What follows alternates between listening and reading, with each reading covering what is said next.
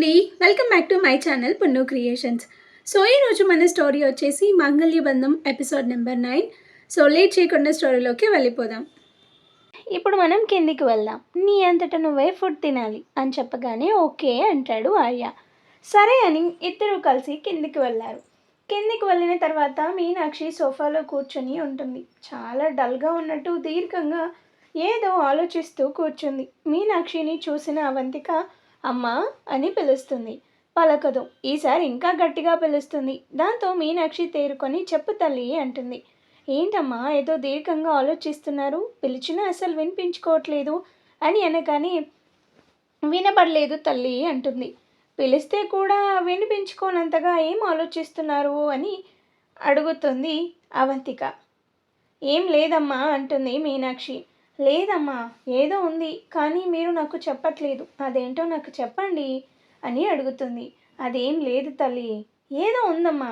లేకపోతే నేను వచ్చినప్పటి నుంచి ఫస్ట్ డే నుంచి కూడా ఏ రోజు మీరు ఇలా లేరు. ఎందుకు అంతలా ఆలోచిస్తున్నారు?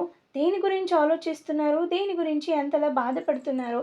నాతో చెప్పకూడదా అని అడుగుతుంది అవంతిక. అలా అని ఏం లేదమ్మా, చెప్పకూడదు అని. ఏం కాదులే కానీ అని ఆర్య ఉన్నప్పుడు బిజినెస్ నెంబర్ 1 పొజిషన్లో ఉండేది. కానీ ఇప్పుడు ఆర్యకి యాక్సిడెంట్ అయ్యి అలా అయినప్పటి నుంచి మన బిజినెస్ నెంబర్ 1 పొజిషన్ నుంచి ఎక్కడికో వెళ్ళిపోయింది.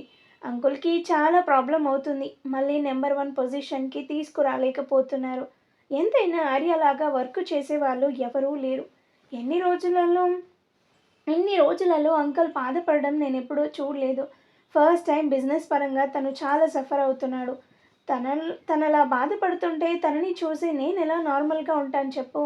ఏం చేయాలో అర్థం కాని సిచ్యువేషన్లో ఉన్నాం ఇప్పుడు అని అంటుంది మీనాక్షి అలా అనగానే అవంతికకి కూడా ఏం సమాధానం చెప్పాలో అర్థం కాలేదు. మీరు చెప్పింది కూడా కరెక్టే అమ్మా, కానీ సిచ్యువేషన్ ఎప్పుడూ ఒకేలాగా ఉంటాయని లేదు కదా. సిచ్యువేషన్ తగ్గట్టుగా మనం కూడా ఉండాలి కదా అని అంటుంది అవంతిక. నేను కూడా అదే చెప్పాను అంకుల్కి. సరే, ఎన్ని రోజులు ఆర్యవీర్ ఉన్నప్పుడు బాగానే చేశాడు, నెంబర్ 1 పొజిషన్లో ఉంచాడు, హ్యాపీ. బట్ ఎప్పుడు ఒకేలా ఉండదు కదా. మళ్ళీ ఆర్య నార్మల్ అయ్యాక మళ్ళీ నెంబర్ 1 పొజిషన్కి తీసుకొస్తాడు అని ఎంత నచ్చ చెప్పినా కూడా అంకుల్ నార్మల్గా ఉండలేకపోతున్నాడు అని చెప్తుంది మీనాక్షి. దాని గురించే బాగా స్ట్రెస్ ఫీల్ అవుతున్నారు, బాగా ఆలోచిస్తున్నారు. కానీ ఏం చెయ్యలేని సిచ్యువేషన్లో ఉన్నాం ఇప్పుడు.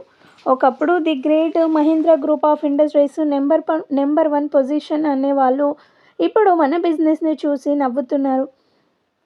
ఎప్పుడు అందరి ముందు చాలా గంభీరంగా చాలా గర్వంగా ఫీల్ అయ్యేవారు. కానీ ఇప్పుడు ఇలా అవ్వడం, అందరూ అలా మాట్లాడడం, మన కంపెనీ గురించి అంకుల్ చాలా బాధపడుతున్నారు.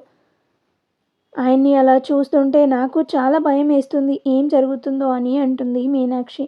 మీరేం భయపడకండి ఆంటీ, అమ్మ, ఒకసారి మనం అంకుల్తో మాట్లాడి చూద్దామని అంటుంది అవంతిక.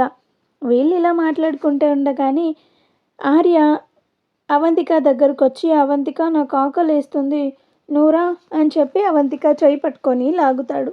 దాంతో మీనాక్షి వెళ్ళవంతిక అనగానే మీరు కూడా రండమ్మా, అందరం కలిసి భోజనం చేద్దామంటుంది. ఆకలిగా లేదమ్మా, ఇప్పుడు మీరు తినండి అని అంటే, మీరు తింటేనే మేము కూడా తింటాము అని ఇంకా అనగానే వాళ్ళని బాధ పెట్టడం ఇష్టం లేక మీనాక్షి కూడా భోజనానికి కూర్చుంది. ఆద్య ఎక్కడికి వెళ్ళిందమ్మా అని అడిగింది అవంతిక. ఫ్రెండ్ని కలిసి వస్తానని వెళ్ళిందమ్మా అని చెప్తుంది మీనాక్షి. మీనాక్షి ఇంకా ఆర్య ముగ్గురు వడ్డించుకొని తింటున్నారు. అదేంటి తల్లి, నువ్వు కూడా పెట్టుకున్నావు, ఆర్యకి తినిపించవా అని అడుగుతుంది. లేదమ్మా తినిపించను అని చెప్తుంది అవంతిక. తినిపించను అని అవంతిక అనగానే మీనాక్షికి ఒక్క నిమిషం ఏం అర్థం కాలేదు. ఏమైందమ్మా అలా అంటున్నావు అని మీనాక్షి కంగారు పడుతూ అడిగింది. మీరు కంగారు పడకండమ్మా, ఎందుకు తినిపించను అన్నాను అంటే చూడండి మీరే అని ఆర్యని చూపిస్తుంది. ఆర్య మెల్లగా స్పూన్ తీసుకొని తినడానికి ట్రై చేస్తున్నాడు. అది చూసి మీనాక్షి షాక్ అయింది. అలాగే చూస్తోంది. సరిగ్గా తినడానికి రావట్లేదు అని మీనాక్షి తినిపించాలని ఆర్య దగ్గరికి వెళ్తే, వద్దు మమ్మీ, నాకు ఎవరు తినిపించొద్దు, నేను తింటేనే అవంతిక ముద్దు పెడతానని చెప్పింది, అందుకే నేనే తింటాను అని చెప్పాడు. ఆర్య అలా అనగానే అవంతిక అలాగే బిగుసుకుపోయింది.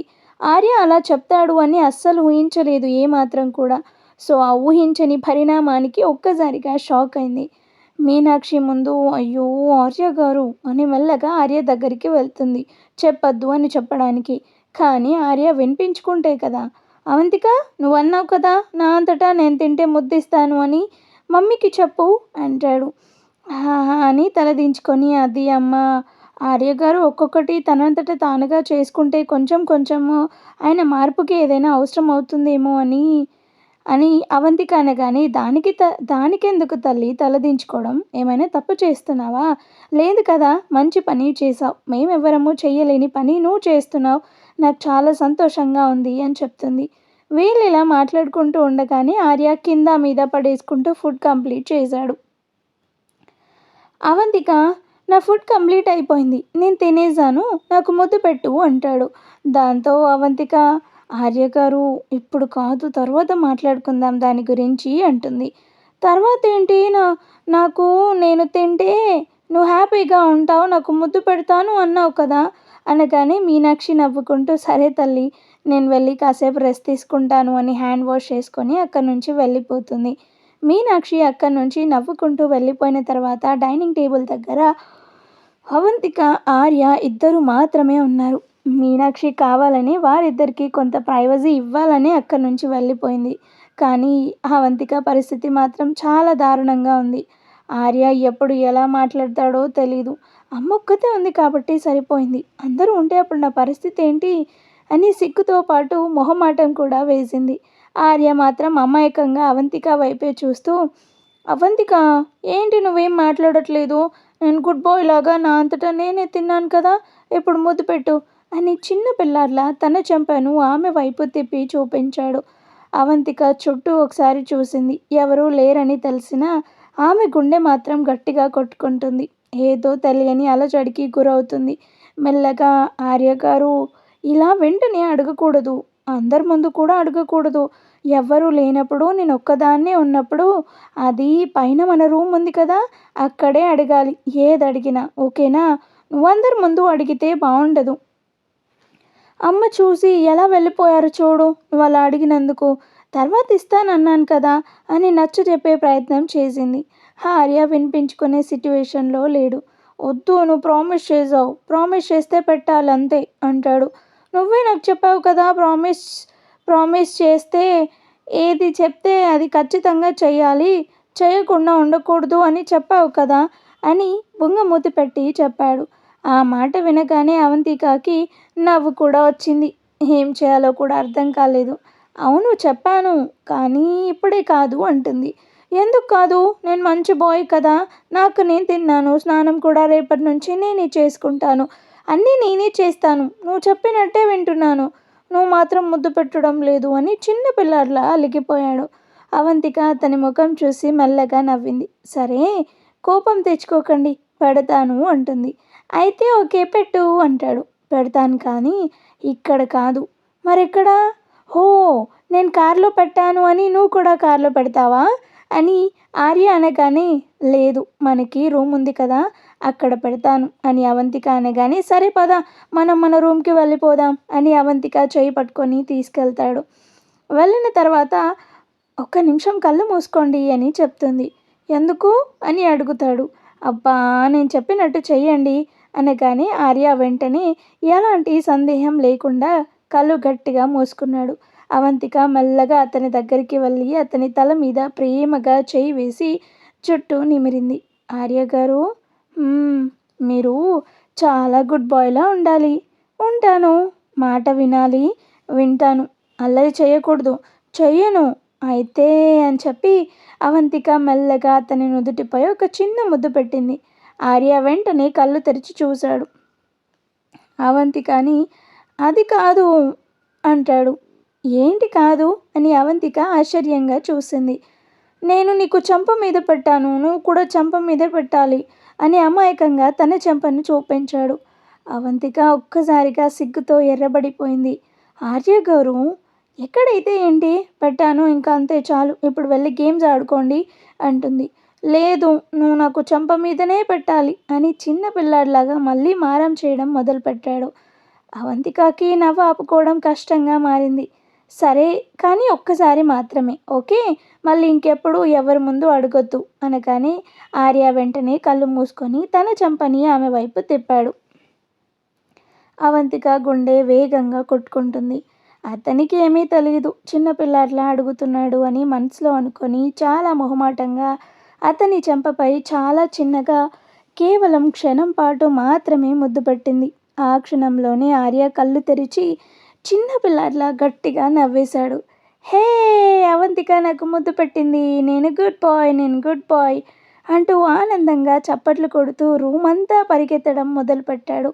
అవంతిక మాత్రం అక్కడే నిలబడి 2 చేతులతో తన ముఖాన్ని కప్పుకుంది. అయ్యో దేవుడా, ఈయన ఇలా గట్టిగా అరిస్తే ఇప్పుడు అత్తయ్య వింటారు, ఎంత సిగ్గుగా ఉంది అని మనసులో అనుకుంటూ సిగ్గుతో తల దించుకుంది. మెట్లపై నుంచి ఇదంతా గమనించిన మీనాక్షి మాత్రం చిరునవ్వు నవ్వుకుంది. తొందరలోనే ఆర్య నార్మల్గా అయ్యి ఎప్పటికీ వీళ్ళు ఇలాగే హ్యాపీగా ఉండేలా చూడు దేవుడా అని మనసులో అనుకుంది.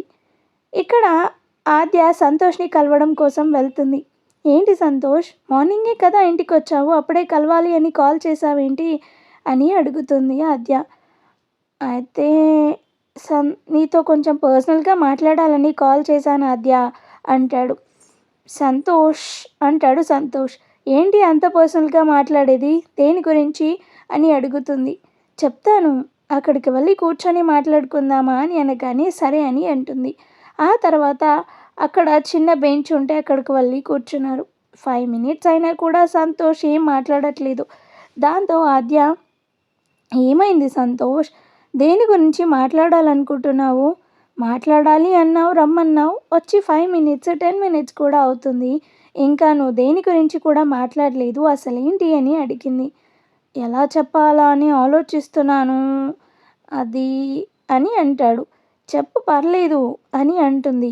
ఇప్పటికీ నా మీద నీకు ఒపీనియన్ చేంజ్ అవ్వలేదా అని అడుగుతాడు సంతోష్. అంటే అని అర్థం కాక అడుగుతుంది ఆద్య. అదేంటది అలా అడుగుతున్నావు, నీకు తెలిసిందే కదా, ఎప్పుడో కాలేజ్ టైంలో లవ్ ప్రపోజ్ చేస్తే అప్పుడు నాకు లవ్ గివ్వు పడదు, ఇష్టం లేదు అని అన్నావు. అప్పటి నుంచి ఇంకా వెయిట్ చేస్తూనే ఉన్నాను నీ ప్రేమ కోసం. ఇప్పుడు ఒక మంచి పొజిషన్లో ఉన్నాను, నీ స్టడీ కూడా కంప్లీట్ అయిపోయింది. ఒకవేళ నువ్వు అప్పుడు సెటిల్ అవ్వలేదని అలా చెప్పావేమో, కానీ ఇప్పుడు అలా కూడా లేదు, ఆల్రెడీ నేను సెటిల్ అయ్యాను. ఇప్పటికీ కూడా నీ కోసమే, నీ ప్రేమ కోసమే నేను వెయిట్ చేస్తున్నాను. నీ ఒపీనియన్ మారుతుందేమో అని, దాని గురించే ఒకసారి నీతో మాట్లాడాలని రమ్మన్నాను అంటాడు సంతోష్. ఆద్యకి ఏం మాట్లాడాలో అర్థం కావట్లేదు. ఎందుకు అని అంటే ఆద్యకి కూడా తన మనసులో ఒక పాజిటివ్ ఇంప్రెషన్ ఉంది సంతోష్ మీద. సో అందుకని తను కూడా ఏం మాట్లాడలేకపోతుంది. నాకు కొన్ని రోజులు టైం కావాలి అని సంతోష్ని అడుగుతుంది. అమ్మ, చాలా థ్యాంక్స్ ఆద్య, ఇన్ని రోజులు డైరెక్ట్గా చెప్పేదానివి, ఇప్పుడు అట్లీస్ట్ టైం అయినా అడిగావు, దానికి నేను చాలా హ్యాపీ అని అంటాడు సంతోష్. ఓకే, నేను ఇంకా వెళ్తాను ఇంటికి అంటుంది. సరే, నేను డ్రాప్ చేయనా అని అడుగుతాడు. పర్లేదు, నేను వెళ్ళిపోతాను అని బయలుదేరింది. వస్తున్న దారిలో తనకి నో చెప్పడానికి రీజన్ అయితే ఏం లేదు. కాకపోతే ఇంట్లో ఈ విషయం ఎలా చెప్పాలి, ఇప్పుడున్న సిచ్యువేషన్లో అంటే చాలా కష్టం. డాడీ ఏమో ఆఫీస్ వర్క్ మీద చాలా బిజీ ఉన్నారు, అన్నయ్యకేమో అలా జరిగింది. ఇప్పుడు ఈ సిచ్యువేషన్లో ఈ విషయం గురించి ఇంట్లో చెప్పడం అంత కరెక్ట్ కాదు అని అనుకుంటుంది ఆద్య. కానీ ఒకవేళ వదినతో డిస్కస్ చేస్తే తనేమైనా మనకి హెల్ప్ చేస్తుందేమో కదా, వేరేలా ఏమైనా అనుకుంటుందా అని ఇలా మనసు పరిపరి విధాలుగా ఆలోచిస్తూ ఉంది.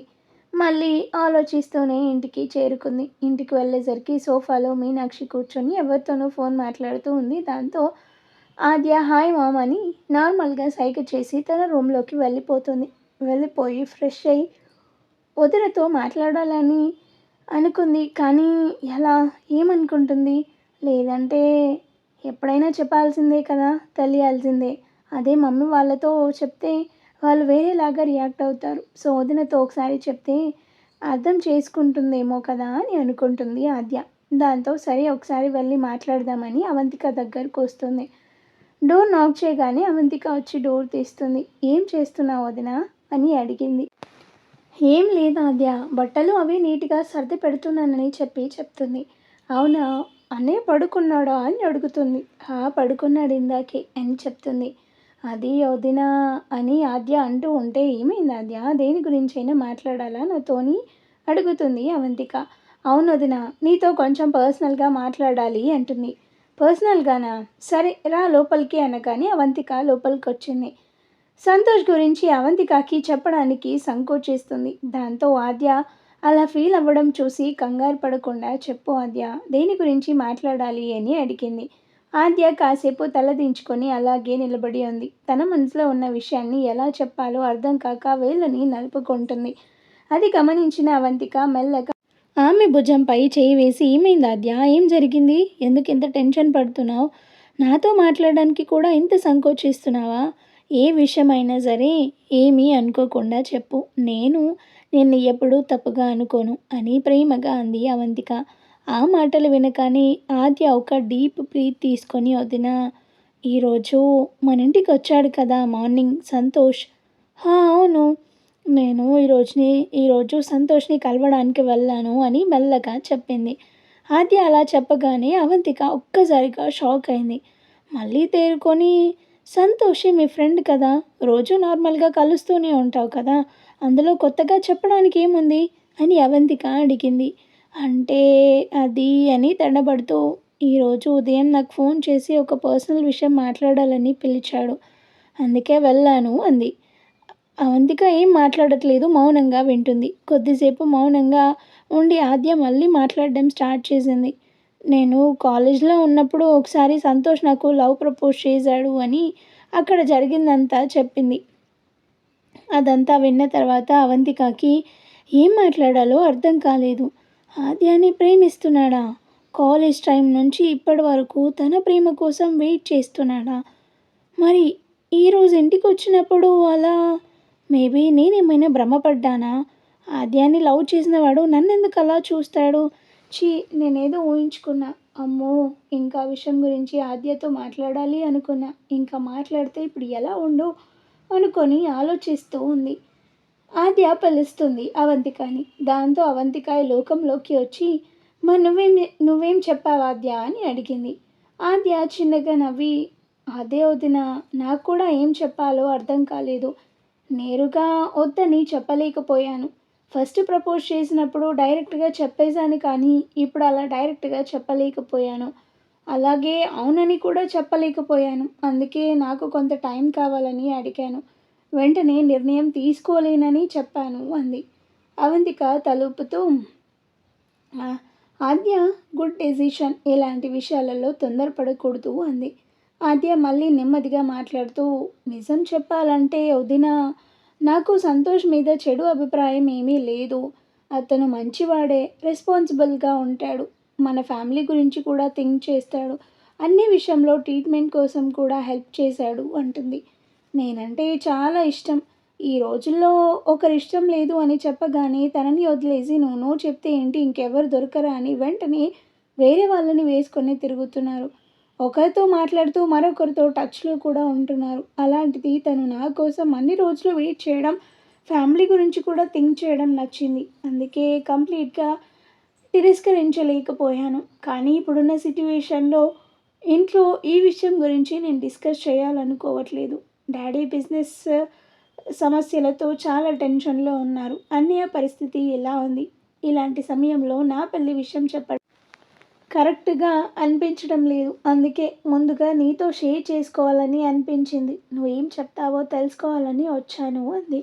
ఆద్య మాటలు పూర్తిగా విన్న అవంతిక కాసేపు మౌనంగా ఆలోచించింది. తరువాత చిరునవ్వుతో, ఆద్య, ముందు ఒక విషయం చెప్తాను గుర్తుపెట్టుకో. నేను నీకన్నా పెద్దదాన్ని కాదు. కానీ నాకు తెలిసినంత వరకు చెప్తాను అని అంటుంది అవంతిక. మంచి చెప్పడంలో ఏజ్‌తో సంబంధం లేదు వదినా అంటుంది ఆద్య. సరే, ఇది నీ జీవితం. ఈ నిర్ణయం కూడా నువ్వే తీసుకోవాలి. నీ మనసు ఏది చెప్తే అది విను. ఇంకా ఆలోచించు. అతని గురించి తెలుసుకో కంప్లీట్‌గా. ఇష్టమన్నాడు, వెయిట్ చేశాడు అని తొందరపడి నిర్ణయం తీసుకుంటే తర్వాత బాధపడేది నువ్వే. ఇంటి పరిస్థితులు ఇంపార్టెంటే. ఫ్యామిలీ కూడా ఇంపార్టెంటే. కాదని అనట్లేదు. కానీ నీ జీవితం కూడా అంతే ముఖ్యము. సంతోష్‌ని నిజంగా జీవిత భాగస్వామిగా అంగీకరించగలవా లేదా అన్నది ముందు నీకు నువ్వే క్వశ్చన్ చేసుకో. నీ మనసు నీకు ఓకే చెప్తే మిగతా విషయాల గురించి తర్వాత కలిసి ఆలోచిద్దాం. అంకుల్ ఆంటీ పరిస్థితి కొంచెం బాగయ్యాక మంచి టైం చూసుకొని అప్పుడు ఇంట్లో మాట్లాడొచ్చు. ముందు నీకు నువ్వు డిసైడ్ అవ్వు. కానీ ఇంట్లో ప్రాబ్లమ్స్ ఉన్నాయి అని నీ లైఫ్ గురించి ఫ్యామిలీ గురించి థింక్ చేసి రాంగ్ డెసిషన్ తీసుకోకు అని చెప్పింది అవంతిక. అవంతిక మాటలు విన్న ఆద్య మనసు కాస్త తేలికైంది. థ్యాంక్ యూ వదిన. నిజంగా నాకెవరికైనా చెప్పాలనిపించింది ఫస్ట్. నాకెవరికి చెప్పాలో అర్థం కాలేదు. నీకు చెప్తే ఎలా రియాక్ట్ అవుతావో అని చాలా భయం వేసింది. నువ్వు ఇలా ప్రశాంతంగా విని నాకు ధైర్యం చెప్పాక ఇప్పుడు చాలా రిలీఫ్గా అనిపిస్తుంది అని చెప్పి అవంతిక చేతిని ప్రేమగా పట్టుకుంది. అవంతిక కూడా చిరునవ్వుతో ఆమె చేతిని నొక్కి, ఎప్పుడైనా నీకు నేనున్నాను ఆద్య. ఏ నిర్ణయం తీసుకున్నా బాగా ఆలోచించు తీసుకో. నేనెప్పుడు నీకు తోడుగా ఉంటాను అని చెప్పింది. ఆ మాటలు విన్న ఆద్య ముఖంలో చాలా రోజుల తర్వాత నిజమైన ఒక ప్రశాంతత కనిపించింది. బాబోయ్! సంతోష్ ఈ విధంగా ఆద్యని నమ్మించాడు. సంతోష్ ప్రేమిస్తున్నాడు అని చెప్పగానే ఆద్య కూడా తను చూసింది తన భ్రమేమో అని అనుకుంటుంది. కానీ సంతోష్ అసలైన రూపం తెలిస్తే వీళ్ళు ఎలా రియాక్ట్ అవుతారో, ఏ విధంగా ఉండబోతుంది స్టోరీ ముందు ముందు అనేది ఇంకా తర్వాత ఎపిసోడ్లలో చూద్దాం. స్టోరీ ఎలా ఉంది ఏంటి అనేది కామెంట్ చేయండి. స్టోరీ నచ్చితే లైక్ చేయండి, షేర్ చేయండి అండ్ అలాగే మన ఛానల్ని కూడా సబ్స్క్రైబ్ చేసుకొని హైప్ ఆప్షన్ని క్లిక్ చేసి పాయింట్స్ ఇవ్వండి. Thank you.